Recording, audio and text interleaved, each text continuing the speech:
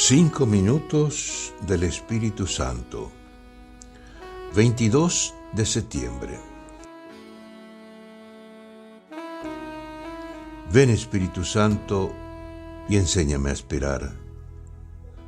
Porque las cosas que deseo no llegan rápidamente. Enséñame a esperar. Porque no puedo pretender que los demás cambien de un día para el otro.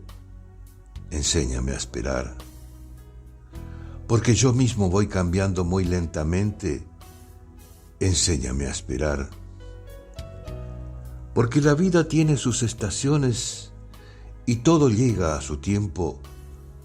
Enséñame a esperar. Para que acepte que no estoy en el cielo sino en la tierra. Enséñame a esperar. Para que no le exija a este día lo que no me puede dar. Enséñame a esperar. Para que reconozca que el mundo no puede estar a mi servicio. Enséñame a esperar.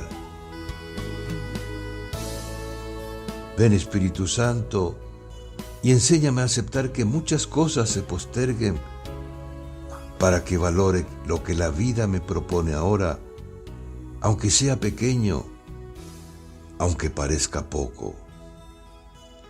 Ven, Espíritu Santo, enséñame a esperar. Amén. Cardenal Víctor Manuel Fernández.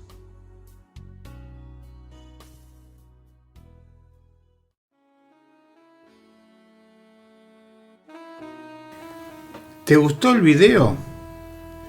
Danos un like, un dedito hacia arriba porque te gustó. Suscríbete al canal y no dejes de tocar la campanilla, así te avisaremos cada vez que subimos un video.